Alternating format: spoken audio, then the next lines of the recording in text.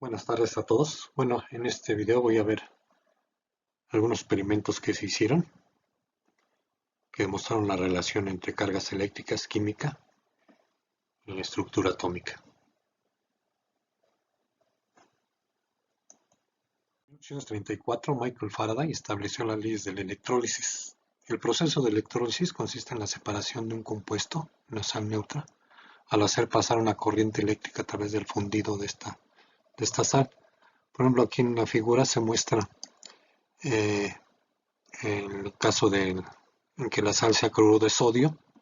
Entonces, al hacer pasar la corriente a través del fundido, se empieza lo que observó Humphrey Davy, benefactor de Michael Faraday, es que aquí se empezaba a acumular en el cátodo, por ejemplo, una cierta cantidad de carga positiva que era proveniente de iones de sodio positivos que eran atraídos por el cátodo, cuales Faraday llamó cationes. En el ánodo también se acumulaba una cantidad igual en magnitud, pero de carga negativa, proveniente de los aniones de cloro. Bueno, la masa acumulada, por ejemplo, aquí de cationes de sodio, Faraday en una de sus leyes estableció que era proporcional al peso atómico, bueno, la carga que se acumulaba aquí en el cátodo, que era igual a la corriente que se hacía circular a través del fundido por el tiempo durante el cual se hacía circular. O sea, mayor tiempo, pues mayor cantidad de carga se acumulaban aquí. M, la masa atómica del catión o anión en gramos. F, la constante que está aquí en el denominador.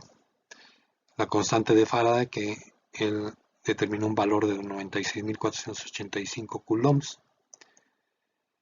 Ahora, suponiendo que cada catión tiene una carga E, y que el número de iones, en este caso cationes, ¿verdad?, que están llegando al cátodo es NI, entonces la carga aquí acumulada durante un tiempo T es el número de iones, ¿verdad?, por la carga de cada uno de ellos. Ponemos en esta ecuación, pues aquí se ve que en realidad la masa acumulada es proporcional a la masa atómica y a la fracción molar, ¿no?, de iones que se están acumulando aquí. Entonces resulta ser que la constante de Faraday es igual a esa carga de cada ion por el número de Avogadro, tiene un valor de 6.022 por 10 a la 23 átomos. Por lo tanto, eso implicó, de ahí despejando de esta expresión, que la carga de cada ion tiene un valor de 1.6 por 10 a la menos 19 coulombs. En 1884, Arrhenius, Premio Nobel de Química en 1903, propuso que cualquier sal en disolución acuosa, al hacer pasar una corriente a través de ella, se disociaba en iones positivos y negativos, y que los iones en solución siempre tenían cargas múltiplos de una unidad de carga fundamental, que tenía este valor E. Y bueno, en 1891 Stoney propuso darle el nombre de electrón. Aprovechando esta relación que acabamos de ver entre la carga eléctrica acumulada en los electrodos, en los experimentos de electrólisis, y la corriente suministrada al circuito, a la sal, y el tiempo durante el cual se suministra esta corriente, quiero mencionarles que la unidad eléctrica fundamental en el sistema internacional, MKS-A, es el ampere. En ese sentido, el coulomb es unidad derivada del ampere. Un coulomb es un ampere multiplicado por un segundo, se abrevia un C el coulomb, sería un ampere, se abrevia con una A mayúscula, por un segundo. El ampere se define, vamos a ver la definición, cuando veamos la fuerza entre alambres, la fuerza magnética entre alambres con corriente, y se define como la corriente que tiene que circular en cada uno de dos alambres que están separados por una distancia de 1 metro para que la fuerza por unidad de longitud entre estos alambres sea igual a 2 por 10 a la menos 7 newtons sobre metro. En 1897, J.J. Thomson, usando un tubo de rayos catódicos, hizo el descubrimiento del electrón. El tubo de rayos catódicos consiste en un tubo, un alto vacío, donde hay un cátodo y un ánodo, y lo que observó Thomson, bueno, y los que descubrieron, inventaron este tubo de rayos catódicos, es que al aplicar un alto voltaje entre el cátodo y el ánodo, salían partículas, no rayos, porque observaban aquí en el extremo opuesto del tubo, que en la pantalla, eh, un punto brillante cuya posición se podía mover poniendo campos eléctricos y magnéticos en la trayectoria de los rayos catódicos. Con eso descubrieron que los rayos catódicos tenían carga negativa. Y bueno, J.J. Thomson lo que hizo fue medir la velocidad de estos rayos catódicos y determinar, en función de los campos eléctricos y magnéticos que tenía aquí, determinar la relación carga-masa de esos rayos catódicos. Comparando esta relación carga-masa con la relación carga-masa del átomo de hidrógeno, del ion de hidrógeno, en los experimentos, determinada a partir de experimentos de electrólisis del agua, entre el cual se separa el agua en sus componentes hidrógeno y oxígeno. Al comparar, vio que la relación carga-masa de los rayos catódicos a la relación carga-masa del átomo de hidrógeno era mucho mayor, y de ahí determinó que la masa de los electrones, como la carga de los rayos catódicos, suponiendo que es E la carga fundamental y la carga del ion de hidrógeno también E, determinó que la masa de esos rayos catódicos era mucho menor que la masa del hidrógeno. Entonces dijo que concluyó que era una partícula que era componente de los átomos con una masa mucho menor. O sea, ya le habían llamado electrón. Entonces, por eso se le adjudica el descubrimiento del electrón a este experimento hecho por J.J. Thomson, y por eso le dieron el premio Nobel de física en 1906.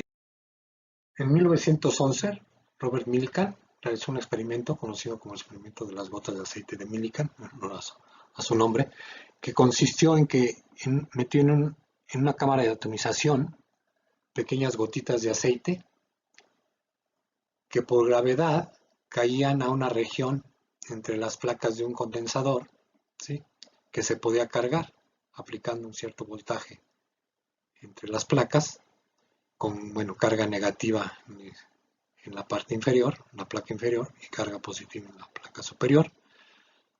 Todo lo que observó Millikan, el experimento consistió en que una vez que iban cayendo las gotitas de aceite, hacer incidir rayos X sobre ellas para cargarlas, y observó que adquirían carga negativa porque al aplicar aquí una diferencia de potencial había un campo eléctrico que hacía que las gotitas de aceite sintieran la fuerza eléctrica y se pudiera balancear la fuerza eléctrica con la fuerza gravitacional. Entonces, de la ecuación del balance de la fuerza eléctrica con la fuerza gravitacional, conocía la masa de las gotitas de aceite porque medía el diámetro y conocía la densidad. Observó que la carga que adquirían las gotitas de aceite variaba, ¿no? Muchas gotitas de mayor diámetro tenían más carga, las gotitas de menor diámetro tenían menos carga. Pero lo que observó es que la carga siempre era un múltiplo entero de la carga fundamental, que resultó ser precisamente la carga del electrón. El valor que determinó coincidió con el valor de la carga fundamental que se había medido por los experimentos. Y bueno, esto se le conoce como la demostración o experimento del principio de cuantización de la carga eléctrica, que dice que la carga eléctrica que adquiere un cuerpo electrizado siempre es un múltiplo entero positivo o negativo de la carga del electrón. Y bueno, pues eso permitió explicar así rápidamente, ¿va?, por qué al frotar dos materiales diferentes quedan electrizados, porque un material, por ejemplo, pierde electrones y queda con carga positiva, como el vidrio, ¿no? Y el otro gana electrones, como la seda, ¿va?, al ser frotada con el tubo de vidrio. Bueno, todos los experimentos que he mencionado en este video, los vamos a ver con más detalle durante el curso. Bueno, ya que al frotar un cuerpo con otro En realidad se pueden transferir muy pocos electrones. La carga de un coulomb es relativamente grande, generalmente la carga que queda en los cuerpos electrizados eh, va a ser un submúltiplo del coulomb. Aquí, bueno, en esta tabla se muestran los submúltiplos del coulomb, ¿sí? Minicoulomb, microcoulomb, nanocoulomb, picocoulomb, femtocoulomb. Dentro del tema de cargas eléctricas necesariamente tenemos que hablar un poco de modelos atómicos y estructura atómica. Antes del descubrimiento del electrón, el modelo prevaleciente del átomo, el de John Dalton, que consistía en considerar los átomos como esferitas muy pequeñas, rígidas, indivisibles e indestructibles, que solo se diferenciaban entre sí por su tamaño y su masa, como se muestra aquí.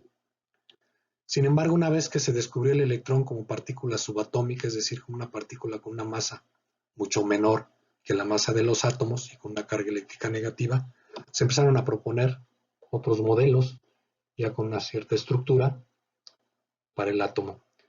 El primer modelo fue precisamente propuesto por J. J. Thomson, el descubridor del electrón, y es el modelo conocido como modelo de Budín con pasas. El modelo consistió en considerar los átomos como formados por una esfera del radio de todo el átomo, en donde se distribuía toda la carga positiva, e incrustada en esa esfera con carga positiva estaban los electrones, de ahí el modelo de budín con pasas, como si fueran pasitas en un budín. En cuanto se propuso este modelo, los científicos de la época empezaron a realizar experimentos para probar la validez o invalidez del modelo y también tratar de explicar las propiedades físicas y químicas de los átomos a partir del modelo. Uno de los científicos que realizó los experimentos más importantes fue Ernest Rutherford, premio Nobel de Química en 1908, que lo que hizo metafóricamente fue meterle el dedo al budín con pasas, es decir, lo que hizo fue bombardear laminitas muy delgadas de oro, de átomos pesados, con partículas alfa, que son núcleos de helio con carga positiva. Lo que esperaba Rutherford, de acuerdo a este modelo de budín con pasas, es que la mayoría de partículas alfa atravesaran las láminas de oro, las láminas delgadas de oro. Sin embargo, descubrió que había muchas partículas alfa que rebotaban, que eran retrodispersadas a ángulos incluso de 180 grados respecto a la dirección incidente. Para explicar estos resultados tuvo que suponer que la carga positiva estaba distribuida en una región mucho más pequeña, estaba concentrada en una región de un tamaño del orden de una 10 milésima del radio del átomo. Pues de ahí surgió de manera natural su modelo planetario, es decir, que los átomos están formados por un núcleo donde está la carga positiva y los electrones se encuentran orbitando alrededor de ese núcleo, como si fueran los planetas orbitando alrededor del Sol. En el caso de los átomos, la fuerza sobre los electrones que los mantiene ligados a orbitar alrededor del núcleo era la fuerza coulombiana, que ya para ese entonces ya se conocía, la fuerza atractiva debido a la carga positiva del núcleo sobre los electrones. De hecho, Rutherford continuó haciendo experimentos bombardeando con partículas de más alta energía diferentes átomos o átomos muy pesados, y lo que encontró es que los núcleos incluso estaban compuestos también por otras partículas, los protones con carga positiva, con carga más E, con una masa mucho mayor que la masa de los electrones, y algunas otras. Posteriormente se descubrió que había otras partículas que no tenían carga eléctrica. De hecho, a Rutherford se le conoce como padre de la física nuclear. A partir de ese modelo, la explicación de por qué los átomos en estado aislado o neutros no tienen carga eléctrica es porque el número de cargas positivas es igual al número de cargas negativas. Se definió lo que es el número atómico, que es el número de protones, y debe ser igual al número de electrones que componen al átomo, a cada uno de los átomos. La diferencia entre los átomos entonces ahora ya tenía que ver con el número de protones, ¿sí? No solo con el número, con su masa. Bueno, a pesar de que este modelo planetario nuclear del átomo explicaba muy bien los experimentos de Rutherford, tenía una inconsistencia, tuvo una inconsistencia muy fuerte, derivada de la teoría del electromagnetismo clásico.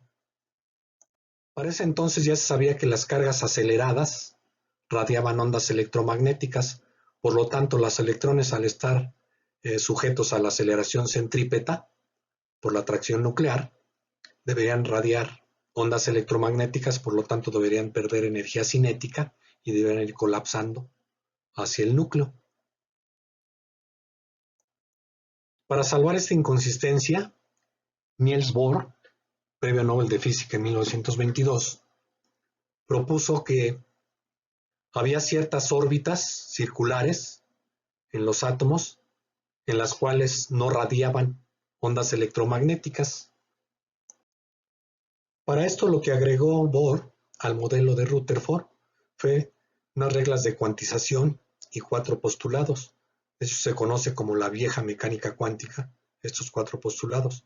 Se considera que es parte del nacimiento de la aplicación de la mecánica cuántica a la estructura de la materia.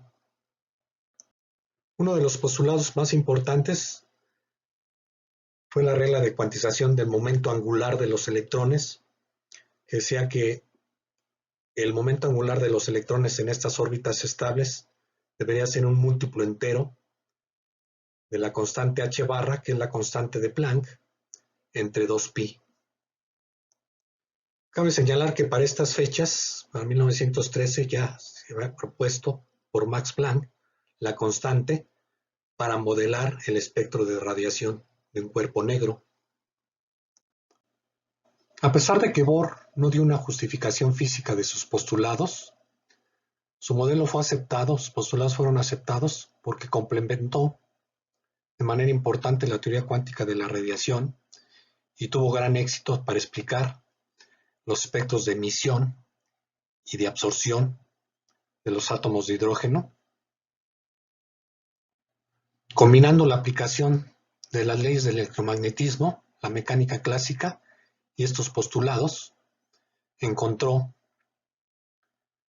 los niveles de energía del electrón en el átomo de hidrógeno y a partir de eso se explicó muy bien con este postulado de que los átomos radian fotones o emiten fotones al pasar un electrón de un nivel a otro de energía, los espectros de emisión y de absorción. Bueno, en un siguiente video continuaremos viendo los modelos más modernos atómicos. Y bueno, con esto termino este video. Muchas gracias. Hasta luego.